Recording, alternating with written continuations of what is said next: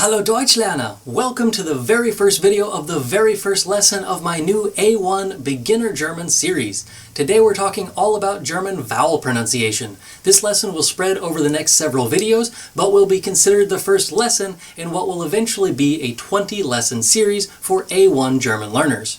Over the next several videos, you'll learn all you need to know to pronounce any German word you ever come across. Don't forget to subscribe to this channel and never miss a video.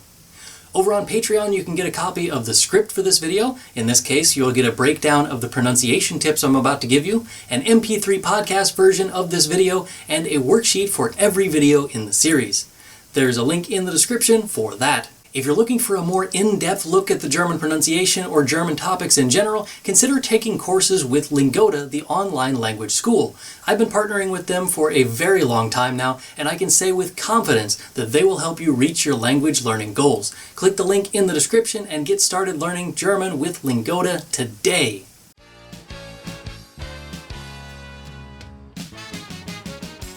Most German teachers start out by talking about how to say the German letters in the German alphabet. Let's be honest, this is mostly useless. How often does someone come up to you and ask you to spell something in your own language? I don't even remember the last time that somebody asked me to spell something that wasn't my last name. The chances of you needing the German alphabet before you learn how to say hallo are pretty slim. So, we're going to skip over all of that alphabet nonsense for now and start with the pronunciation of vowels in German. Let's start with the letter A. For every vowel in the German language, there are two pronunciation options. With the letter A, we have A and A. The sound is the same for both, but the length of the sound is what's different. See if you can catch the difference in the A's in the following words. An, kalt. Sagen, Wasser. War, Kraft. The short A sound is just a burst of sound, while the long A sound is a little bit longer. Most of the time this really won't matter much, and you really can't tell the difference unless you are really paying attention. There are occasions, however, when it matters a bit more. For example, kam versus kam. In Massen versus in Maßen. If you haven't picked up on the pattern by now, the short A sound is used when there are more than one consonant after the vowel. The long A sound is used when there is only one consonant. The long A sound also occurs at the end of German words when they aren't the stressed syllable.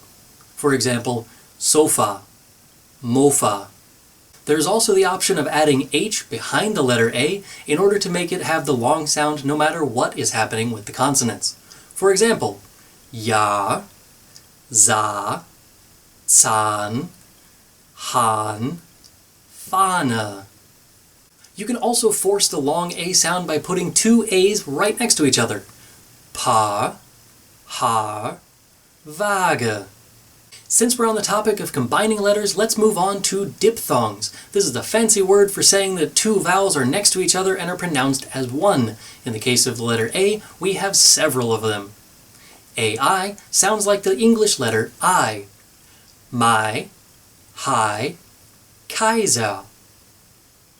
AU is pronounced like somebody stepped on your toe. Ow! In fact, the German spelling of this word is Aue, which is pronounced Aue. Examples of this in words would include Haus, Maus, Kauen, Auch, and Auf. Adding the umlaut, those two little dots above the letter A, makes it sound like you are trying to get somebody's attention in a British pub. Oi, mate! Examples include Häuser, Mäuse, Räuber.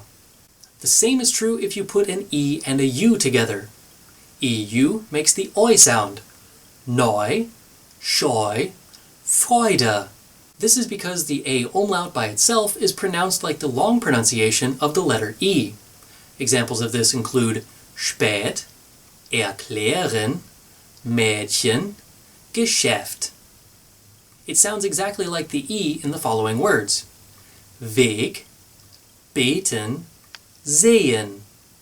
The same rules that you applied with the letter A now apply here. That means one consonant is a long vowel sound, and more than one consonant has a short vowel sound.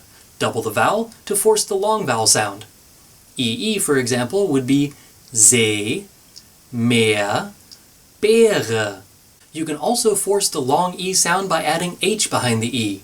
For example, sehr, stehen, gehen.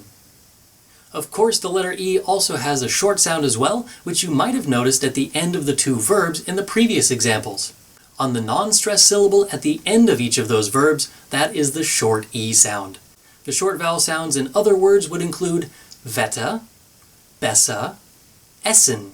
The same sound that you get when combining A and I can also be created with a combination of E and I.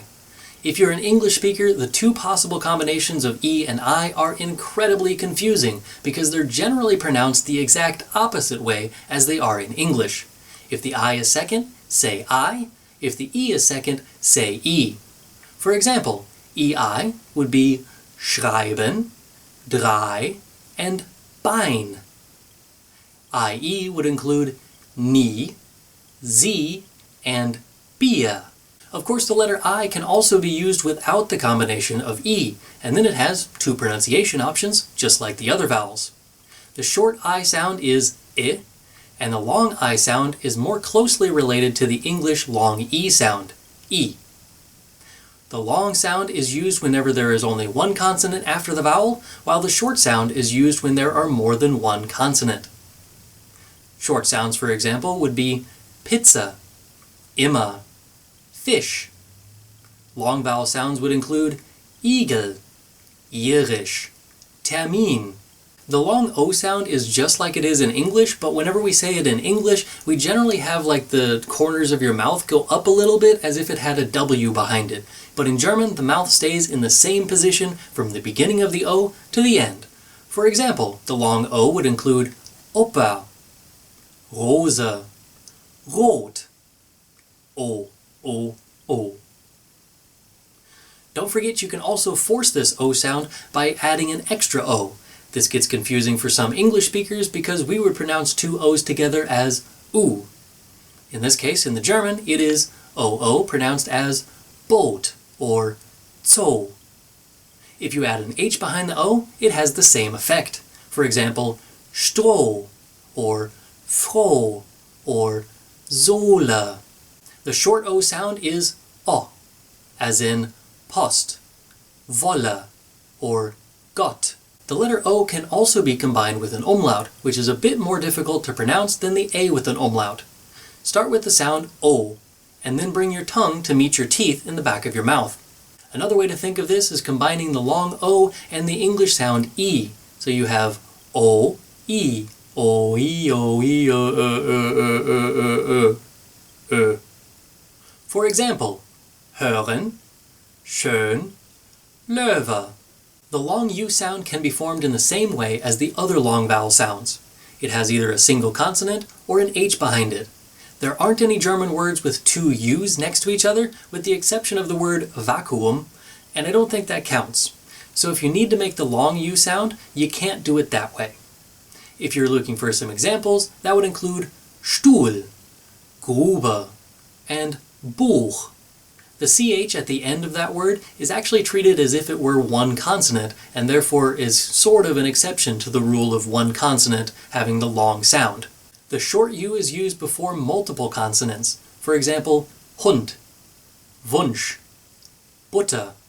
The U umlaut is pronounced in a similar way to the O with an umlaut. Start with the long U sound, U. Then add an E to the end of it, E. Or you can start with your mouth in the position for the long U and push your tongue to the edge of your teeth. Ooey, ooey, ooey, It's actually more closely related to the sound of I than it is to the U, I. Über, drücken, grün.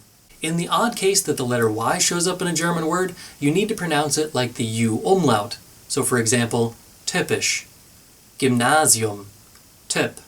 If it's at the beginning or the end of a word, it will be pronounced like the English-sounding Y.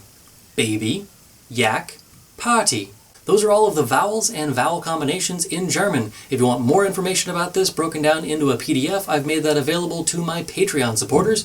If you want to continue learning German with me, click that subscribe button. If you want more in-depth lessons, whether that be group lessons or one-on-one lessons, click the link in the description for Lingoda. They have fantastic native-speaking teachers who will help you reach your German learning goals. That's the end of our lesson for today. In the next video, I'll explain how to pronounce the German consonants. Bis zum nächsten Mal. Tschüss!